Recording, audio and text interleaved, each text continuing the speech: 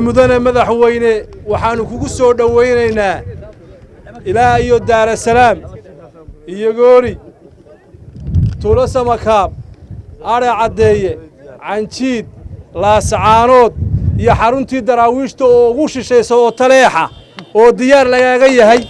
dhammaan gobolka sool iyo reer sanaag waxay ku leeyihiin si wanaagsan ugu soo dhawow dalkaad madaxweynaha u ahayd waa xaruntii garaadada waana xaruntii daraawiisheed waa ku soo dhawaynaynaa fardihiina waa ku guddoonsiinay